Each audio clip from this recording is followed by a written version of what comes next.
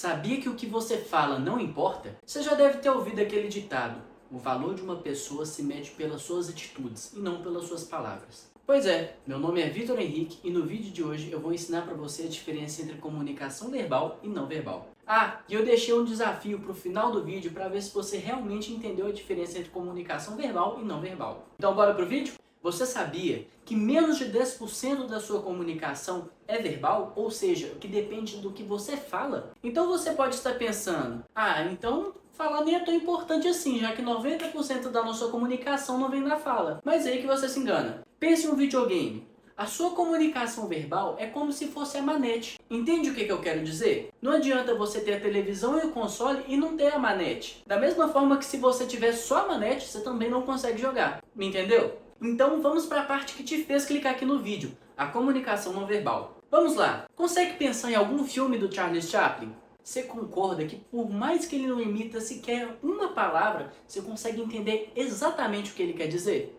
Isso se deve à comunicação não verbal, que a gente divide ainda em duas partes, linguagem corporal e senoide. Atualmente, esse negócio de linguagem corporal anda meio banalizado, porque as pessoas ficam falando por aí, veja as microexpressões faciais da pessoa e descubra se ela está mentindo. Mas na verdade, a linguagem corporal ela é muito mais complexa do que isso. Pensa comigo, o ser humano nem sempre dominou a fala. Então como que você acha que a comunicação antes da fala existir? Você acha que é só por pintura rupestre?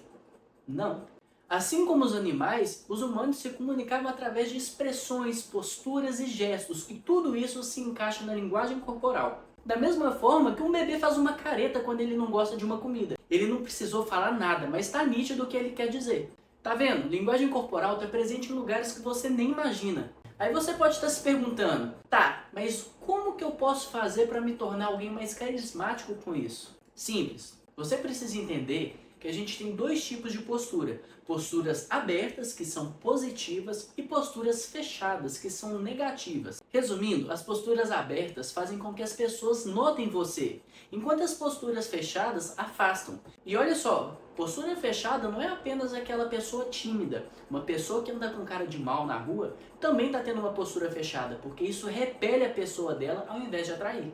E agora que eu já falei de linguagem corporal, vamos para aquela que tem um nome bem difícil, mas na realidade é bem simples, a senoide. Você pode estar me perguntando, Vitor, o que é senoide? Simples. Senoide é o tom da voz que você decide usar quando você vai conversar com alguém. Lembra de um tempo atrás, o jogador Bruno Henrique estava fazendo uns vídeos no Instagram que ele conversava igual um robô? Pois é, ele é um exemplo claro do que a falta de senoide faz. O tom de voz é o que coloca vida, o que coloca emoção naquilo que você fala. Se você já fez teatro, você já deve ter feito aquele exercício de falar a mesma frase repetidas vezes, mas cada hora com uma forma de dizer diferente. Se não, eu quero que você faça um exercício. Eu vou colocar uma frase aqui e eu quero que você leia ela com 3 emoções diferentes. A primeira é com felicidade, a segunda com raiva e a terceira com indiferença. Viu como o tom de voz muda completamente a mensagem que a gente quer dizer? E se você quer se comunicar melhor, você precisa melhorar tanto a linguagem corporal quanto o tom de voz que você usa. E aí, você sabia que a comunicação era muito mais do que as palavras que saem de sua boca? Me conta aqui como você tem se comunicado. Deixa o like, manda para aquele seu amigo que precisa melhorar a comunicação. E antes de mais nada, eu falei que ia ter um teste no final. Eu te contei aqui no vídeo que os animais se comunicam com a linguagem não verbal. Então eu quero te propor um desafio. Se você tem algum animal de estimação em casa, eu quero que você faça 2 coisas diferentes, cada uma para treinar uma coisa. A primeira é para você treinar sua linguagem corporal e a segunda é para treinar o seu tom de voz. Preparado? Então vamos lá. A próxima vez que você chegar perto do seu animal de estimação, eu quero que você chegue para ele com uma postura dominante, aquela postura de soberba mesmo. E aí eu quero que você me conta qual foi a reação dele. Ele abaixou a cabeça porque ele te respeita ou ele ficou um pouco com raiva porque ele acha que o território é dele? E a segunda é a mais engraçada. Você vai elogiar seu cachorro, mas com um tom de voz como se estivesse xingando. Você acha que ele vai entender como elogio ou ele vai ficar acanhado? E faz o oposto também. Xinga ele, mas usando aquele tom de voz carinhoso. E quem que fez esse cachorrinho que bagunçou a casa toda? Meu Deus, que vontade de... Faz isso aí e me conta qual foi a reação do seu animal. E por hoje é só, pessoal. Até a próxima, valeu e fui!